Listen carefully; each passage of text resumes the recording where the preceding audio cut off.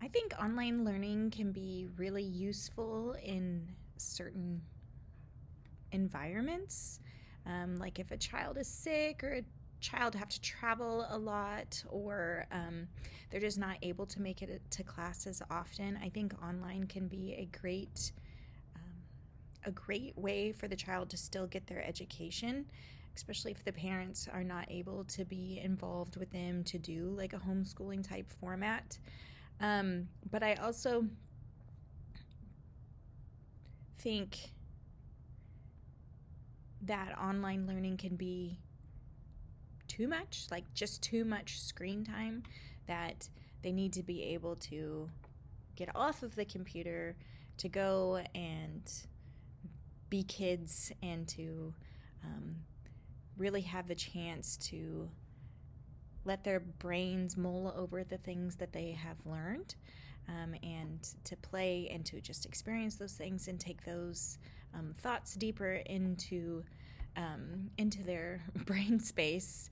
And I don't necessarily think it's important for kids to learn online learning, especially if they are going to be in class and they have the opportunity to use solid books and have instruction from teachers one-on-one or even in a classroom setting.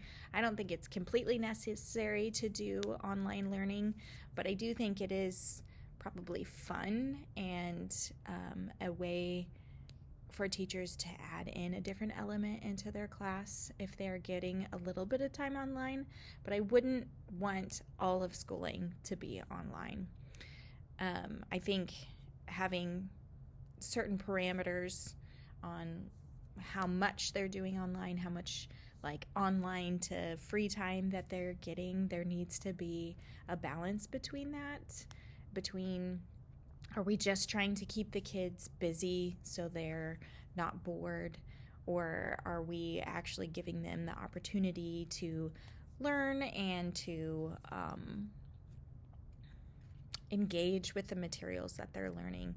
I think taking the learning materials away so that way they actually have to try and engage with the thoughts and the knowledge that they have in their brain is useful. So being able to play and get outside and use it is much more important than just the learning aspect of it.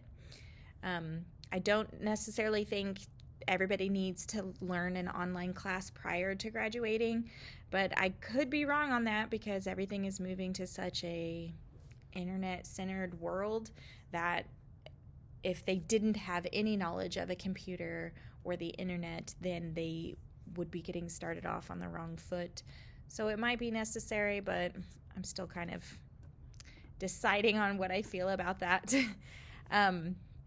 I think what I learned most from the articles in the chapter that I read, or on chapter 6 this week, was just the amount of kids and the amount of schools. It kind of seems misproportioned to have over 4.8 million kids in school and then have less than 200,000 schools. It kind of seems misproportionate, and I lost my train of thought.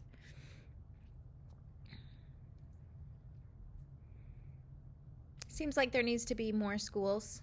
But I also was impressed by the graduation rate. That the graduation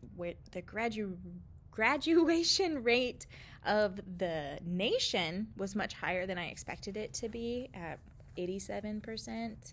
And then the cost per student, I also felt like the cost per student for education was much higher than like the actual federal funding. But I guess if you take into account private schooling and stuff, the averages would change. But yeah, I felt like this was a very informational chapter. Thanks for listening.